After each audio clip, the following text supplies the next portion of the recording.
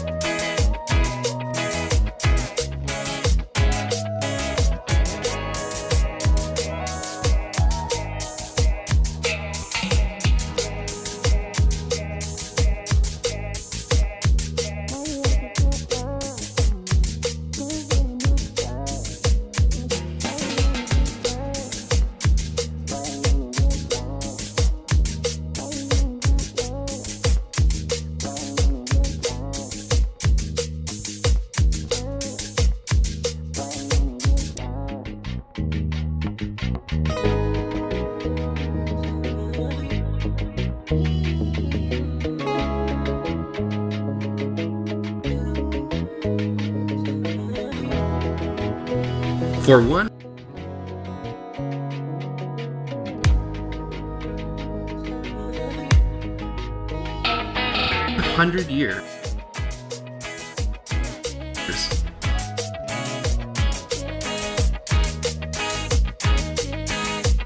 people in the Inland Empire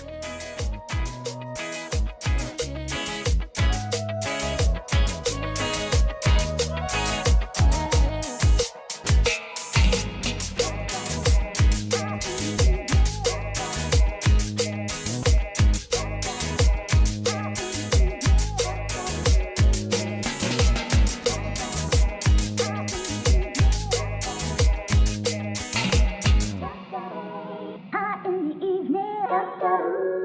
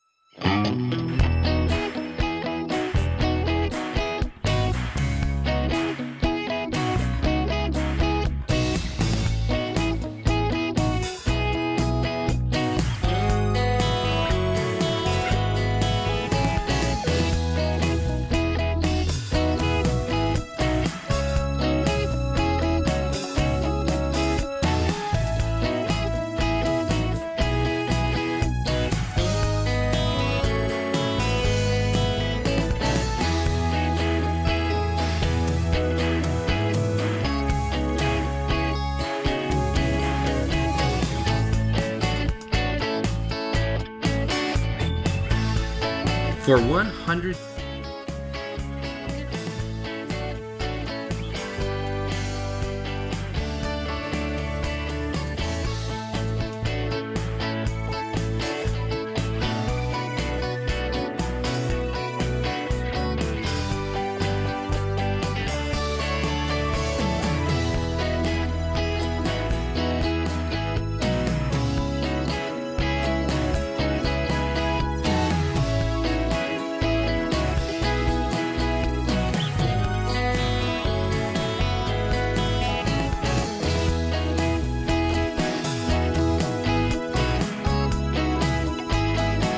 For 100 years,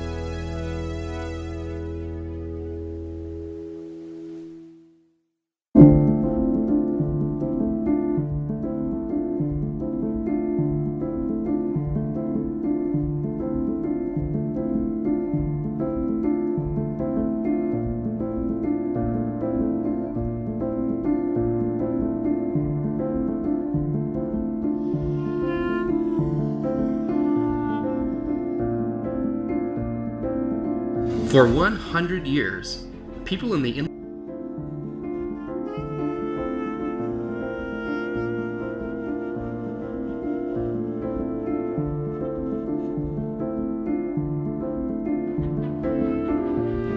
For 100 years, people in the Inland Empire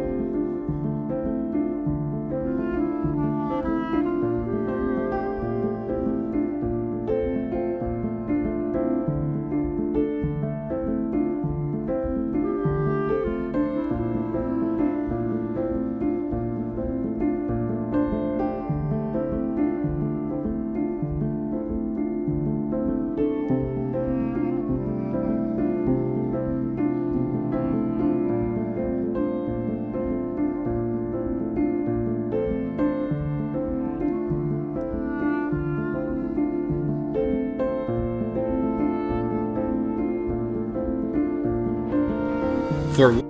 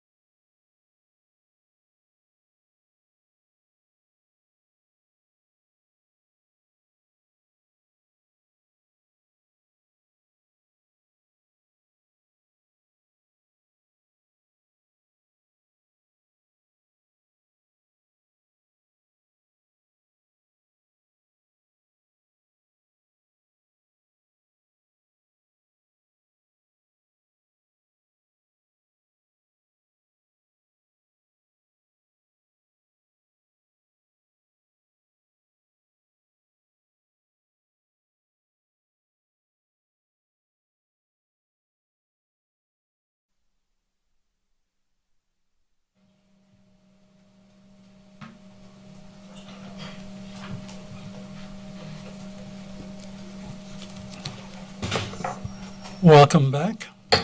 We are now at adjournment of closed session. A motion and second, please. So moved. Second. Yeah, it's nice in stereo. Okay, the time is 7:01. Okay, open session reconvened, and we have the Pledge of Allegiance tonight.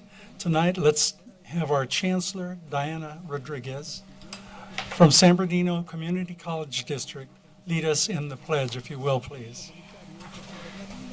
What an honor. Thank you. Thank you. So please rise if you're able. Right hand over your heart. I pledge allegiance to the flag of the United States of America and to the republic for which it stands, one nation, under God, indivisible, with liberty and justice for all. Thank you very much. That is greatly appreciated. Quick comment. One of my favorite people, Chancellor Rodriguez, and just really appreciate you. Wanted that on the air. Okay. Report out of closed session, Dr. Alvarez.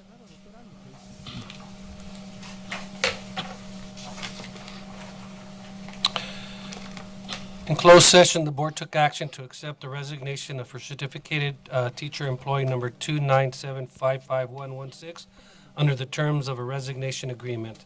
A roll call vote was as following: motion by Mr. Montes, second by Mrs. Williams. Yes, Mr. Martinez. Yes, Mr. Montes. Yes, Mrs. Williams. Dr. Lewis absent. Mrs. Dominguez absent. All right. There's and- a few more. Sorry. Thank you.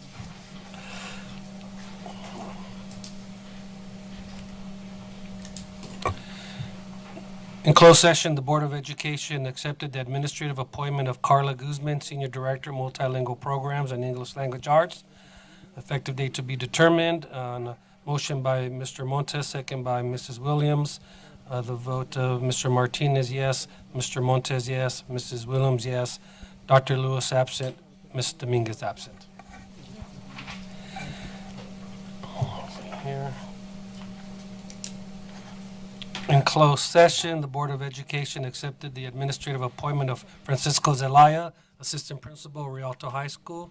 On a motion by Mr. Montes, second by Mrs. Williams. Vote of Mr. Martinez, yes. Mr. Montes, yes. Mrs. Williams, yes. The effective date to be determined. And in closed session, the Board of Education denied the request for unpaid leave of absence with or without paid benefits for classified employee number 290-11016 from August 1, 2026 through June 14, 2027.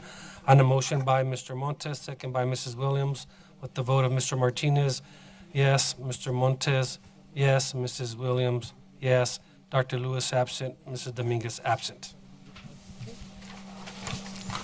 All right, thank you, Dr. Alvarez. And we come to adoption of the agenda, but before I have a readout. Okay, regarding action items F2 through F5. When we get to discussion action. All right. My bad. Okay, we are at adoption of the agenda. Do we have any polls or questions or comments real quick? Seeing none, I need a motion and second to adopt the agenda. So moved. Second. Thank you. And in unison, board? Aye. Aye. Okay, thank you. We come to presentations. Community presentation from San Bernardino Community College District, presented by Chancellor Dr. Diana Z. Rodriguez.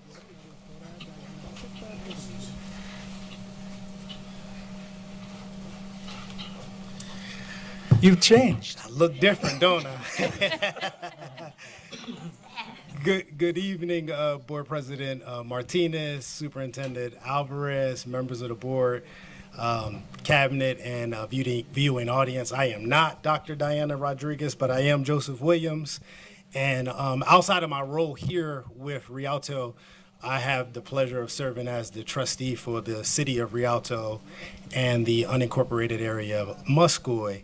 And we're really excited that you agreed to make time for us today to just talk about how we're marking 100 years of service through the San Bernardino Community College District. San Bernardino Valley College turned 100 years old this year. And we're going to play a video that really kind of captures the spirit of some of the work that we've been doing, and would just like for you to have the opportunity to view that. Thank you. For 100 years, people in the Inland Empire have walked through our doors looking for a better life. And for 100 years, they've found one. This year, the San Bernardino Community College District and San Bernardino Valley College mark a century of opening opportunity close to home. It started in 1926. Local workers from every trade and walk of life.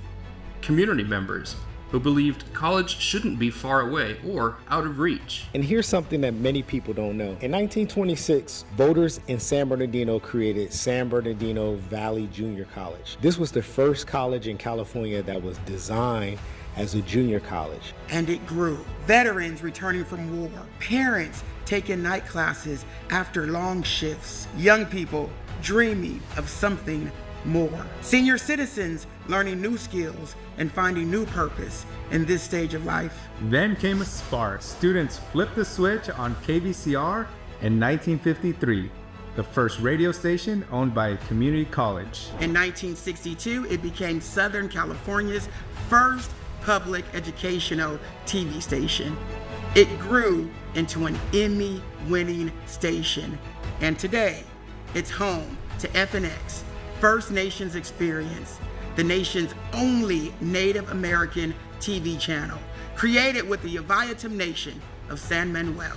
In Yucaipa, community partners stepped forward, donating 523 acres so a new college could grow. Crafton Hills College opened in 1972 and brought new opportunities to the East Valley. Soon after, Crafton launched the region's first community college paramedic program. Those graduates still answer the call across 2 counties every single day, protecting families like yours. Valley partnered with the Sheriff's Department to create one of California's largest law enforcement academies. Generations of peace officers started their careers right here. Welders, nurses, teachers, technicians, small business owners, a whole region shaped by people trained at Valley and Crafton. And today, that impact is everywhere. More than $720 million return to our community each year because our graduates earn more and spend those dollars at local businesses. When people trained here succeed, the Inland Empire succeeds. And so do you. Real training, real skills, real jobs that strengthen our community. In 2001, the district opened a workforce training center. People coming home from incarceration came for a fresh start. The Inland Empire faced recessions, rising rent, raising costs. Families held on, and the colleges held on with them. Still affordable, still within reach. And the students kept coming, because even in the toughest times, we stayed the affordable college option in this region. Today, nearly 30,000 students a year train for careers that keep this region running. Caring for patients, teaching our kids, protecting us from wildfires. They study after work and after putting their kids to bed because a better life starts with one class, one certificate, one chance. And now, as we begin our next century, new classrooms, labs, and student spaces are being planned to help Inland Empire residents train for the careers of tomorrow. 100 years behind us, a new century ahead, and a community that still believes in opportunity, in hard work, in second chances, and in each other. Let there be more first-generation graduates, more skilled talent trained right here at home. Let the next century begin. We are ready.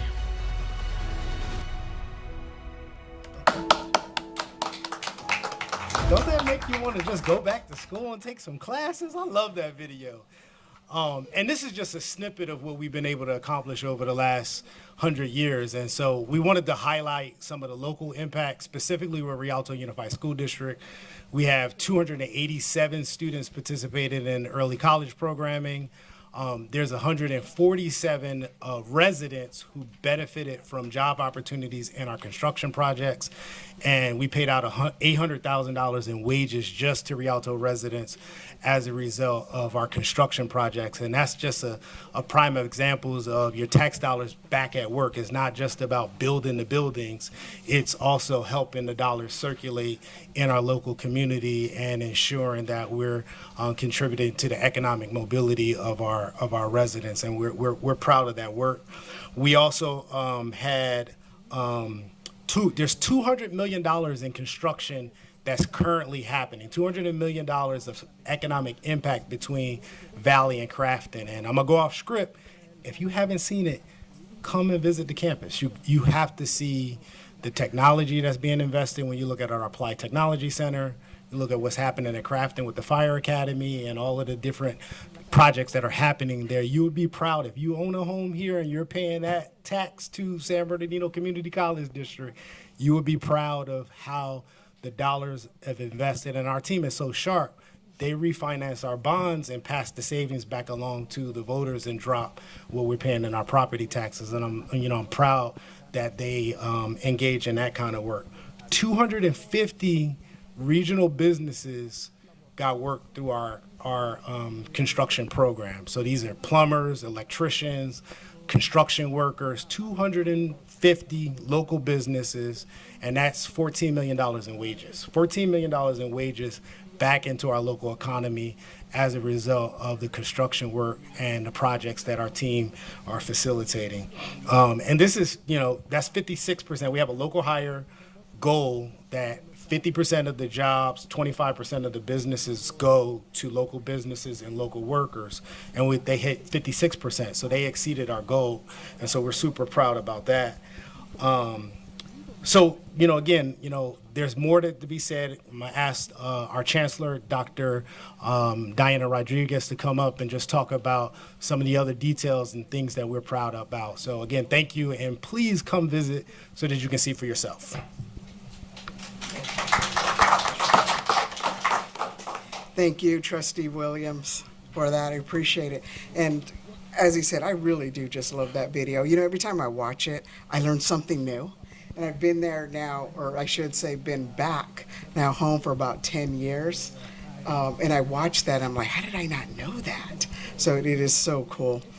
So you have met, and you all know here at Rialto, our trustee, Joseph Williams. Thank you for being here. Hey, we also have with us our Senior Director, Inez Canela. Thank you for all of your help. Associate Vice Chancellor, Angel Rodriguez, a Rialto alum. So proud of that. Yes. And President of San Bernardino Valley College, Dr. Gil Contreras. Thank you, Gil, for coming over here. Trustee Williams talked about the community and what it means for us to be in the community. And for us to be in the community right now for over 100 years, just over 100 years, and really thriving at what we do, at the education we're providing, tells us that the community trusts us. Their students trust us with their educations. Parents trust that we're going to educate their students to either transfer to a 4-year college of their choice or to enter right into the job market earning a meaningful wage. I used to say a livable wage, but when we look at where the definition of livable wage, it's about where the poverty line is, and that isn't thriving for our students. So I like to say a meaningful wage for what they do. We serve well over 30,000 students across our district. That's a lot of responsibility, and we take that very, very seriously. In fact, everywhere we go, this is kind of a fun fact, everywhere we go, and they could probably say the same thing, we'll run into someone that says, oh, my cousin went to Valley. My sister went to Crafton. My uncle, my aunt, my grandparents went to one of our institutions, right? And we take great pride in that, and that they know that, and that they're willing to repeat that, to tell others. So we're super, super excited about that. One of the things that we want to show with you today are the 4 goals that we live by. This is our North Star. Our Board of Trustees put together 4 goals. I'm not going to read them to you, but these are things that we know are important to our community and to the students that we serve, because they told us. Because they told us that this is what's important. They want to be affordable. They want us to be affordable. They want us to be diverse and equitable. They want us to be leaders in our community, right? And they want us to be stable, fiscally stable. So those are the things that all of us across the district strive to do. They're not only the board's goals, they are all of our institutions' goals. And it's interesting now that we've been working with these goals for a couple of years, and that employees across the district, not just administrators, but employees across the district know these 4 goals. It's almost like a mantra, right? And folks are proud of that. So again, we want to remain affordable for our students. And the way we're doing that is really taking a look at how what work we are doing in the classrooms, right? Our faculty are proud that they're working on 0 textbook initiatives, right? A large percentage of our classes now use electronic textbooks so that they don't have to pay for the physical hard copy. I still remember, I believe it was my 2nd year as president. I was president at Valley College for 5 years before becoming chancellor. When a student, Santiago was his name, came before the board and held up a math book. And he said he was having to make a decision on whether to purchase that math book for 1 semester or make a car payment. That math book was $400. Students should not have to make those types of decisions. So we are beyond that now. We are working very diligently on our 0 textbooks, and we're looking for other ways to help keep our education affordable. Currently, right now, we are 6 times less expensive than the CSU. We are 16 times less expensive than the UC. And so when you think about at one of our institutions, right, you can achieve your first 2 years of a bachelor's degree without having to pay the bachelor degree prices. And we're proud of that. And we're striving to keep those dollars low and affordable for our students. On the next slide, you can kind of see, well, it's a little small, but you have the presentation in front of you. You know, to come to Valley College, it will cost you approximately $1,500. Education as it is in California can be upwards of $34,000 per semester for a private nonprofit, and there's everything in between. Right? And so this is why we want to get the word out to as many students and as many parents and influencers as possible that it is affordable and worthwhile to come to a community college. Okay. As Trustee Williams said, we are celebrating 100 years in our community, and we're proud of that, proud of helping so many people build the skills that they want to earn those education. Oh, got it. Thank you. To earn their education. So, and as we know, our population is aging. Right. So we are very proud of the health care education that we are providing for students. That's one of the areas in which the community told us was important to them. The other is emergency response and skilled trades. Right. In healthcare, we know that there's a shortage of nursing. Right. We know that. Respiratory care, technology for x-ray technicians. We are proud of those programs that we have across our district. Emergency response. There isn't a better firefighting program than what is at Crafton Hills College. There isn't one in the state. I would argue that there isn't one in the nation that do the work that they do, as well as our public safety program at Valley College and also our EMTs. The skilled trades, welders, electricians, construction workers, HVAC, plumbers, and so on. We are proud that we train students to enter into those professions. It used to be that those were not professions that parents wanted their students to go into. All right. But let me share with you, less than 2 weeks ago, I had to replace 2 air conditioning units. Those technicians get paid well for what they do. Some of them start their own business. Exactly. They pay well. Now, when it was 111 degrees, I was happy to write that check. But still, they get paid very well. About 3 months ago, I had the opportunity to have to call a plumber on a weekend. Okay. They get paid very well. They can make a livable, meaningful wage within the trades. One other story I will share with you. We had a young lady with us who was going through our heavy diesel mechanics program specializing in the EV technology. Before she finished, she signed a 6-figure contract with Volvo. We had to do some negotiating to keep her so that she would finish her education with us. But for her, that was life-changing for her family, life-changing for her. So we are very proud of that, and we know that we have tons of other stories, other students who are doing just as well.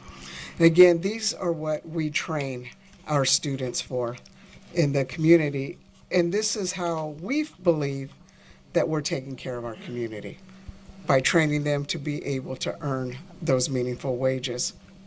How do we do that?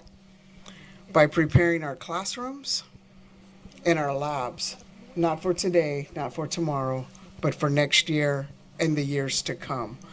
We want to continue that, continue building our classrooms so that they are functional for tomorrow's education, right? So that they can compete globally for positions. And we think that we can do that. And we're ready and prepared to do that. Our community told us when we went out and we surveyed, and we've talked to a number of individuals from all walks of life. People want the college to stay affordable. We talked about that. They want the campuses to stay safe and well cared for. Right.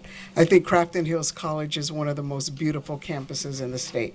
In fact, they have won awards for just that. Right. San Bernardino Valley College, if right now, if you can get past some of the fencing and so on and you get inside, it is gorgeous. It is gorgeous. If you've been out around the tech building, our athletic fields, our Greek theater, around KVCR, it is beautiful. There are a lot of spaces in there that look like park-like settings, because we know that that's important for our students and for the greater community. And they also want us to train students for skills, for the skilled trades. So again, we take those seriously. We are constantly working with our advisory groups on what we can do to make things better for that.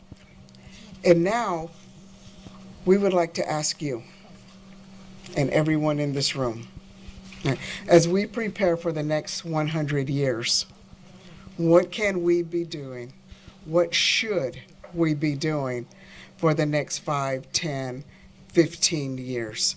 We're getting ready to dive into our master plan, our strategic planning efforts, but we want to hear from the community about what's important to you. So there's a QR code on your screen. I invite you to take out your phones and participate in our survey. I promise you, it is only 6 questions, and most of it is like select A, B, C, or D. We want to make it real clear, real simple for folks. If you have a copy of our handout, or if you want to take a screenshot of the monitors, we would be thrilled if you would invite your neighbors, your sons, your daughters, your moms, your dads to also participate in the survey, so that we can continue to provide the things that the community wants us to do. Because after all, we are the community's college. We do. So thank you for your time. Happy to answer any questions, any comments, concerns that you might have. Any questions? I just want to thank you all for coming. I mean, to see partnership in action, and it's just,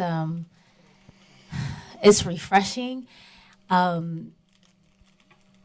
feel like you guys coming here is like removing barriers to people who may have felt like higher education was so far away.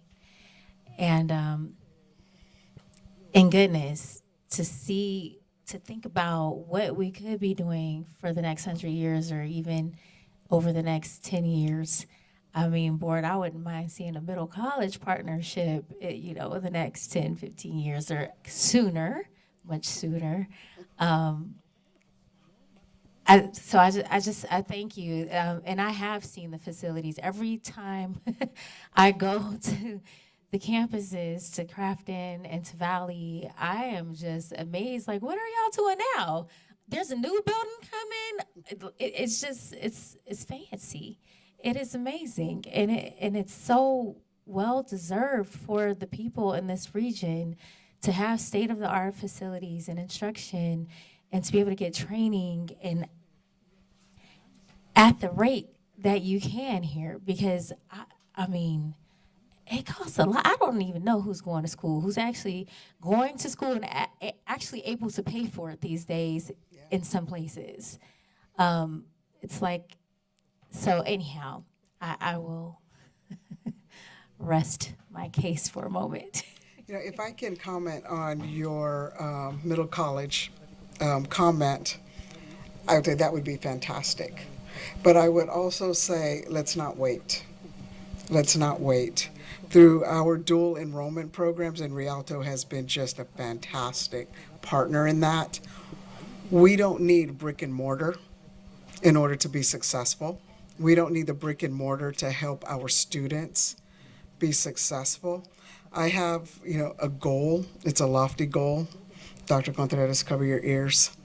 That every high school student from the 10th grade on engage in at least 1 or 2 college courses per semester. Can you imagine if we did that, how many students would be graduating, walking across Rialto's stage on Thursday night and walking across a college stage on Friday night with their degrees? That would be phenomenal. That's how you lift communities. That would be exciting. So just food for thought. Food for thought. All right. Thank you. Very proud of the work that Valley College is doing, Thank you. Crafton Hills is doing. In the community, I'm constantly hearing feedback that I've gone to or I've done this at the college, the junior college, and the heart is there. Yes. Because they're serving their community. Mm-hmm. And I just applaud every bit that the community colleges are doing. Thank you, sir. I understand that there is a 4-year plan for junior college, and Valley is right in the midst of it. Mm-hmm. Can you fill us in? Or are you able to? On a 4-year plan? Mm-hmm. So what? For a bachelor's at junior college. Yeah. So we currently have a degree, a bachelor's degree that was approved for water technologies, and we're super proud of it. Absolutely. We will have Gilbert, help me, our starting class this fall? Our starting class this fall. Hopefully within 2 years, we will have our first set of graduates walking across Valley College's stage with a bachelor's degree. This year was the first year that we had folks walk across Crafton Hill's stage with their bachelor's degree. So we are super excited about it. We have applications in to offer or to request to be able to offer additional bachelor's degrees. One of them, I think is one of the most important one, is a bachelor's degree of nursing. We know that the CSUs do an incredible job at accommodating, or I should say offering degrees in the nursing fields. They do a great job. But the fact remains is that they just don't have the capacity in order to fill the need. And we would like to have that opportunity to be partners with the CSU in order to produce more nurses. Because, I don't know about you all, but I don't want a tired nurse working on me. That's worked, That's right. a 15, 20-hour shift. Because there isn't any in the pipeline because of the shortage. So we would thankfully embrace the opportunity to be able to offer nursing programs at the community college level. And thank you for the leadership from the community college. Absolutely. Really appreciate everything. Absolutely. Thank you. Ditto. Yeah, great voiceovers. Thank Always you. There's a lot of cuts, a lot of takes. Thank you all for having us. We do appreciate the partnership and all that you have done with us and for us. Dr. Alvarez, thank you so much for just, from the moment I think you arrived, you dove right in and really formed a partnership with Valley College. So thank you for that. We appreciate you. Thank you. Thank you all. Thank you. Thank you.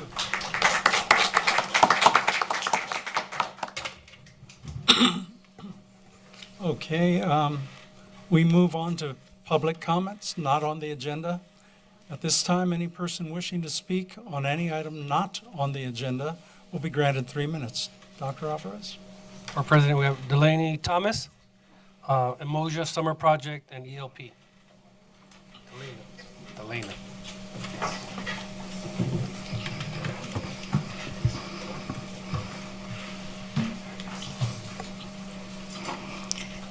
Hello. So I just wanted to acknowledge and say thank you to the Emoja Summer Program. I really love the program this year. This is my son's second time attending, and I enjoyed the different educational styles that they did with teaching the students and keeping them engaged. I noticed that this program, it did run about 2 weeks longer than regular summer school, and my child did not complain because he does not have the option to go to summer school. And so with all of the field trips that they did, they taught them daily affirmations.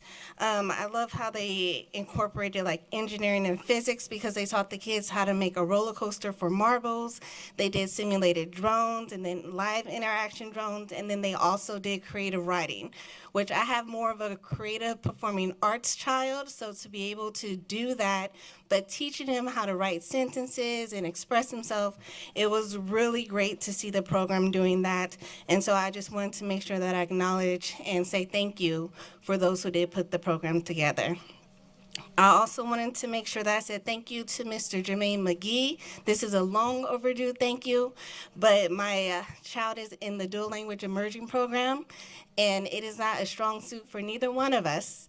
And so as I spoke to him and expressed, my concerns in getting additional help at home when it comes to helping him with Spanish, he listened to me. He provided me with the resources. He provided a tutor. He provided group sessions so that we were both able to, help with the homework, learn the language, and get him through the season because we are not giving up. And so I just wanted to make sure that I acknowledge Jermaine McGee with the varsity tutors and the expanded learning program. But since I still have 1 minute, I do want to say that I am glad that I did come to this meeting today, because to hear about the San Bernardino Valley College and the Crafton Hills College, I was just talking to a coworker today where she was trying to figure out, how to speak to her son about what does he want to do for his future, and he did mention construction. So now I'm going to go to work tomorrow and tell her, hey, let's go tour the schools, introduce him to this, and I can see how my child can end up graduating with additional degrees in addition to his high school diploma. So once again, I just wanted to come over here and say thank you. Thank you. Dr. Alvarez? No further items on non-agenda Okay. items. We continue with public comments on the agenda items. Any person wishing to speak on any item on the agenda will be granted 3 minutes. First one, Tobin Brinker, item E24, Weather Safety Board Policy.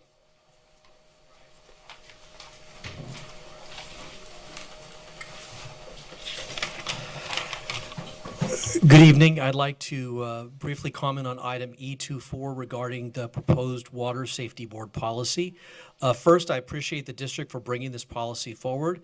As our weather becomes more unpredictable and extreme, having clear expectations for student and staff safety is important.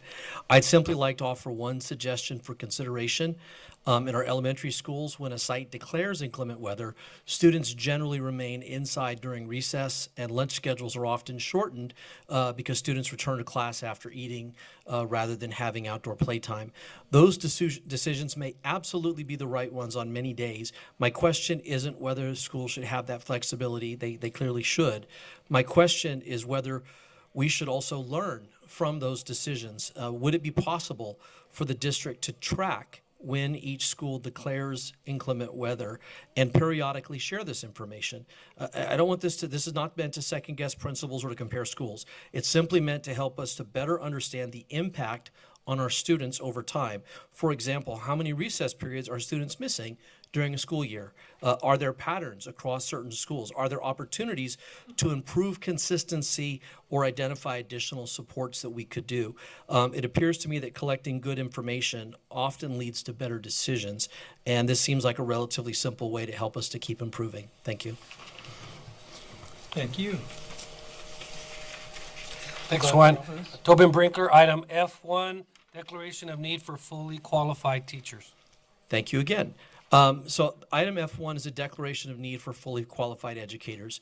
As I understand it, this resolution asks the Commission on Teacher Credentialing to recognize that Rialto has conducted a diligent search for fully credentialed teachers, but anticipates needing to hire educators who are still working towards their credential because qualified candidates may not be available. The way it appears to me, and I may be misunderstanding some of the details, is that the application estimates a significant need for educators across several credential areas. On one page, it identifies dozens of anticipated positions, and on the final page, it indicates the district could employ as many as 50 interns this year. So can I ask a question that I hope will help us all to better understand the situation? Only a few weeks ago, many of our teachers were told that declining enrollment had left the district overstaffed and that involuntary transfers would be necessary. Yet today we're considering a declaration that suggests we may also face significant staffing shortages. And those two realities seem difficult to reconcile. I don't raise the concern to criticize anyone. I understand school staffing has become increasingly more complex throughout California, and it's important and to balance the enrollment, the credential shortages, student needs, and I know that's not an easy task. But I think it invites a larger question, and this is going to become a theme you'll hear from me more about as we go through this school year, I think, and that is what kind of district are we choosing to become? If qualified teachers are becoming harder to find, then every experienced educator that's already serving our students becomes even more valuable. Every decision that we make about recruitment, retention, support, professional respect becomes more important, not less. And of course, obviously, as negotiations begin in coming weeks, I hope that we can continue this conversation together, because attracting talented educators is only part of the challenge, but building the kind of district where they choose to stay may be even more important. Thank you. Dr. Alvarez? No further public comments. Okay, thank you. All right, to hear the list from out there. Okay, comments from association executive board members. I'm going to keep this one short tonight. I've already spoken quite a bit. Good evening, Board President Martinez, members of the board, Superintendent Alvarez, and Cabinet. Summer has a way of giving us a chance to look ahead, and in just a couple of weeks, our schools will be coming back to life. Classrooms will be filled, hallways will buzz with the energy as thousands of students walk through our doors with hope for the new year ahead. And as we prepare for that moment, I want to ask you each a question to keep in mind over the next few months, which I already stated, which is what kind of district are we choosing to become? Not just this school year, but over the next decade. I suspect everyone in the room wants the same answer. We want Rialto to be a district that's known for our excellent schools, our outstanding educators, and students who thrive. We want families to be proud to send their children here. We want talented people to see Rialto as a place where they could build a career. And the way it appears to me, and I may be mistaken, is that every decision that we make will help answer that question. So some decisions that we're going to make are about facilities, some are about curriculum, some are about budgets, and others are about the people who bring our schools to life every day. Over the coming months, we're going to have thoughtful conversations about many of those topics, including, again, negotiations. I hope we can approach each of those conversations with the understanding that we're not simply solving this year's problems. We're shaping the kind of district for future educators, students, and families will inherit. In August, my REA Executive Board will gather to plan for the coming year, and one of the ideas that we'll be reflecting on is the importance of being rooted in unity so that together we can continue to grow. I believe that's an idea that reaches beyond our association. And when the school district grows through collaboration, mutual respect, and shared purpose, everyone benefits. Our employees, our families, and most importantly, our students. I look forward to the conversations ahead, and I hope that we can keep returning to that simple question: what kind of district are we choosing to become? And that was my formal remarks. I just want to say something about the Valley College presentation. I love that partnership too. I actually graduated from Valley College in the early 90s with my associate's degree in liberal studies before I went to Cal State San Bernardino and got my undergraduate degree and then my teaching credential. And so I feel a real affinity with Valley College. And I also had a 5-year period where I was the city councilman in San Bernardino that represented that area. And so I know the folks who live around the college. I know a lot of the issues that are there. And I love the partnership that we're building with Valley College. I also just want to say that our association, REA, wants to be a closer partner with that. And I've already had some great conversations with Dr. Black about our college programs that we have here and making sure that we're all on the same page and working together for common goals there. So to keep those partnerships and know that REA is a part of that as well. Thank you very much.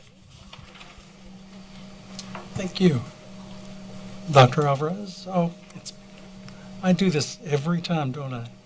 Okay. California School Employees Association, CSEA.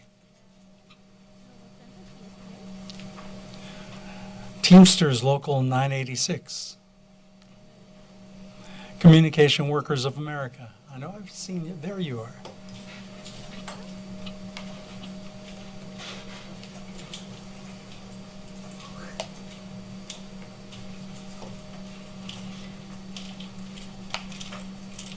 And good evening, everyone.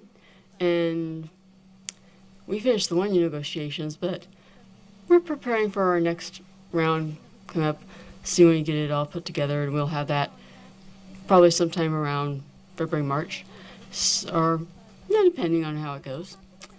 We're going to be having our union meeting coming up pretty soon, so that'll be nice. And basically, we're ready to be going back to classes and helping everybody keep moving forward. And thank you, everyone, and good evening. Thank you. And I know everyone's wondering what day that's going to be. August 5th. Yes, the parents will be pleased and the students will not so much. Okay, Rialto School Managers Association. Okay. Comments from the superintendent. Thank you, Board President. Actually, just a few comments. First, I just want to say thank you for everyone who worked our summer programs from the high schools to our ESY and obviously our ELP programs, our ELOP, our Emoja, all those programs. It was great to have an opportunity to visit a few of them. So just thank you for all the staff that, gave up some of their vacation time. I know it's paid, but still, a continuous time off is a big deal. So thank you to them. And thank you to the parents. I just want to continue to wish everyone a happy summer for those days that are left before we do come back for August 5th. And just want to close with a comment to our community, reminding all our parents that their children belong here in the Rialto Unified School District, and we look forward to them coming back. Thank you.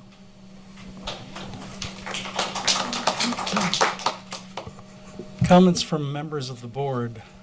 Ms. Williams. Just again, congratulations to our summer school graduates. And I also wanted to thank everyone who stayed over the summer and put a lot of work into creating the our summer programs and for just making learning fun. I had a daughter that was in the Emoja program. I had a daughter that was in the dual immersion summer programs, and I just appreciate the teachers that were there and all of our staff that was there to make sure that we did whatever we could to decrease learning loss during the summer and to just allow our kids to see a different way of learning. I know there were a lot of culturally relevant math lessons with the Emoja program, and my daughter was actually excited about it.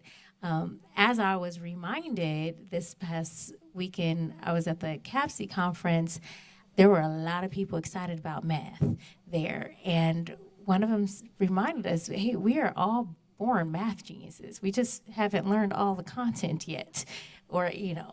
So I also wanted to mention one of my takeaways was a reminder that each of us could possibly be the one person used to turn around the whole trajectory of a student's life just by showing that student that they matter and that they are capable and that they belong here. By the way, also want to shout out our communications team on a great job with that You Belong Here campaign. There were some folks from other districts that came up to me and let me know that they saw our commercial. And so I accepted the praises on your behalf. Thank you. All right, well said. Vice President Montes. Thank you, Clerk Williams.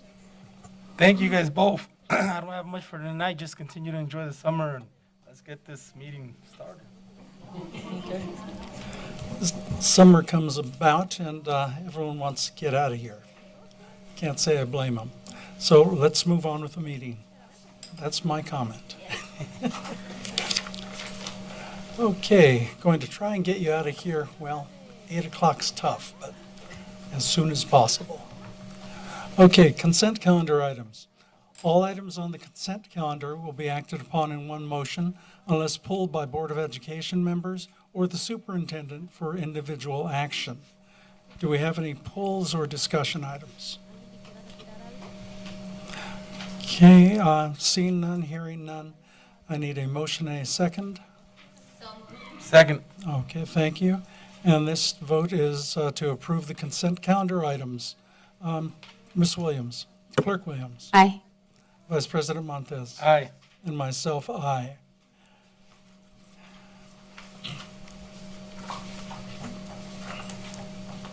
Okay, we move to F1, discussion action items. Approve the declaration of need for fully qualified educators for the 2026-2027 school year. And this is an annual item, by the way. So, okay, motion is second, please. So moved. Second. All right. Questions or comments? I guess it's just worth it just to get a little bit more context since we heard in the comments portion of the meeting about there being some concerns about the number of positions that were on here. Refer that to Dr. Ellis. Good evening, thank you. Yes, so this is a standing item that we do every year, and it is for the CTC, so that if we need to have additional people that are hired that are continuing their education or continuing their credential, that we are able to hire them.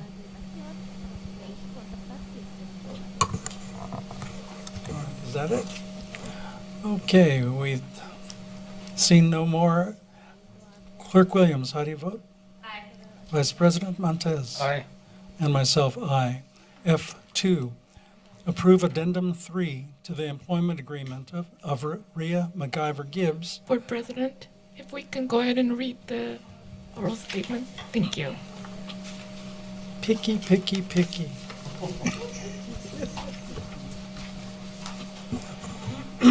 Thank you for reminding me. Okay, we come now to items F2 through F5 on the agenda. According to Government Code, Section 54953, prior to a vote on a new or amended contract with a cabinet-level administrator, there must be an oral summary of the salary and compensation paid in the form of fringe benefits pursuant to the contract.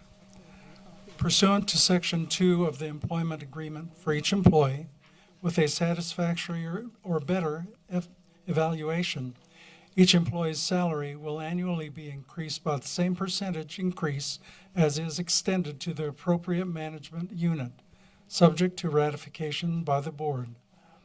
The addenda before are consistent with board action relative to the certificated and classified management units for the 20 and 25 school year.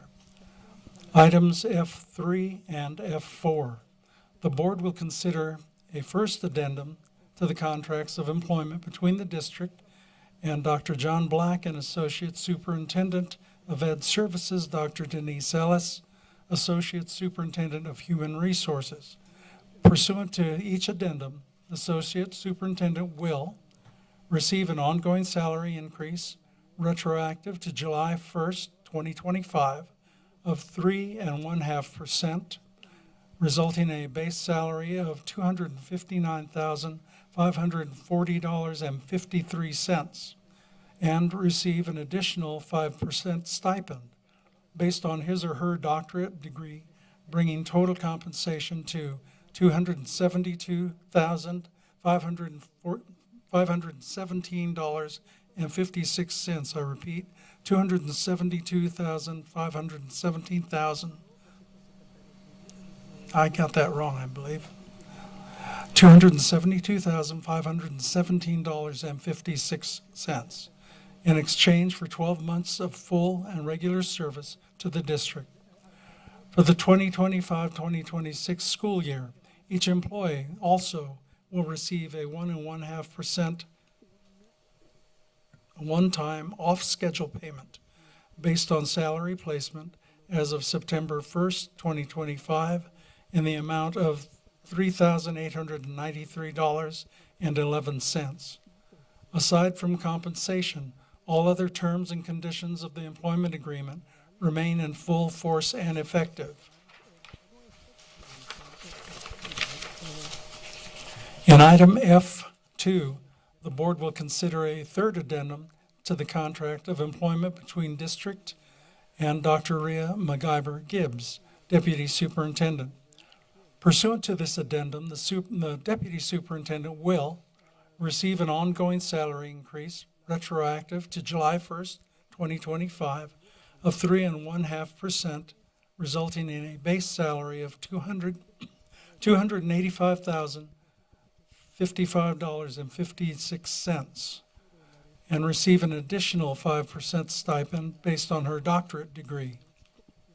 Receive an incentive increment for longevity as other certificated management employees, bringing total compensation to $312,258.34 in exchange for 12 months of full regular service to the district. For the 2025-2026 school year, Dr. Gibbs also will receive a 1.5% one-time off-schedule payment based on salary placement as of September 1st, 2025, in the amount of $4,275.83. Aside from compensation, all other terms and conditions of the employment agreement remain in full force and effect.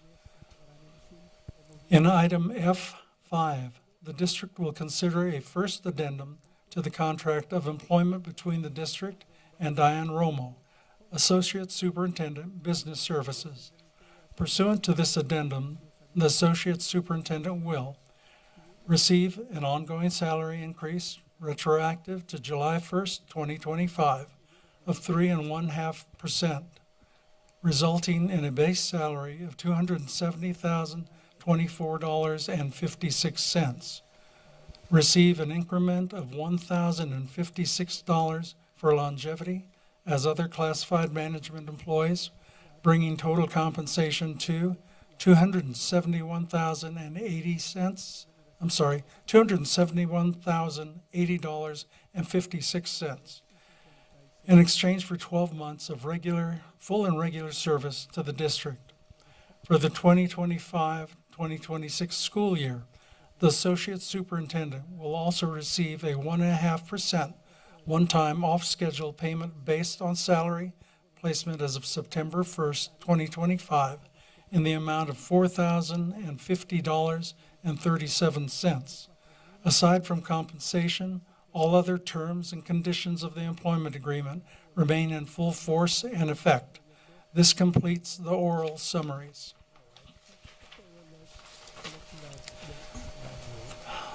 Okay, approve the addendum 3 to the employment agreement of Rhea MacGyver Gibbs, Deputy Superintendent. Motion and second, please. Second. Thank you. Questions or comments? I just want to say a comment for all 1, 2, 3, 4. Thank you, and don't let our district down. Don't let our community down. Don't let our students down. And keep up the good work. And here, keep up the good work. Appreciate all of you. The governing board will discuss and take action. Okay, so we have a motion and a second. Clerk Williams, how do you vote? Aye. Vice President Montez? Aye. And myself, aye.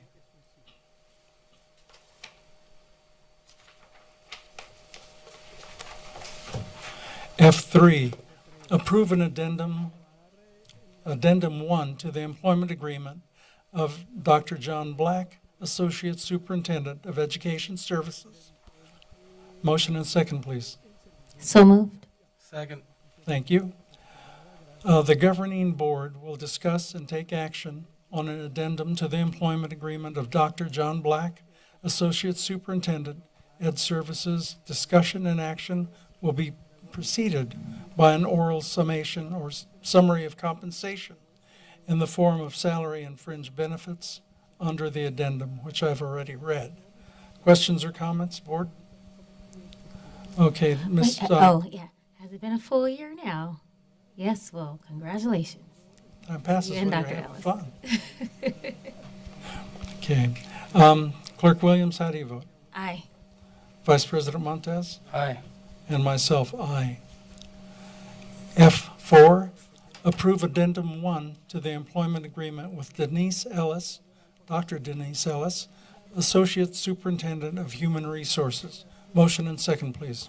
So moved. Second. Thank you. The governing board will discuss and take action on an addendum to the employment agreement of Denise Ellis, Doctor of Education, Associate Superintendent, Human Resources. Discussion and action will be placed by an oral summary, preceded by an oral summary of compensation in the form of salary and fringe benefits under the addendum, which I've also already read. Clerk Williams, how do you vote? Aye. Vice President Montez? Aye. And myself, aye. F5, approve addendum 1 to the employment agreement of Diane Romo, Associate Superintendent of Business Services. Motion and second, please. So moved. Second. Thank you. The governing board will discuss and take action on an addendum to the employment agreement of Diane Romo, Associate Superintendent, Business Services. Discussion and action will be preceded by an oral summary of compensation in the form of salary and fringe benefits under the addendum. And I've already read that as well. Okay, questions or comments? Congratulations to all of them. Absolutely. Okay, Clerk Williams, how do you vote? Aye. Vice President Montez? Aye. And myself, aye.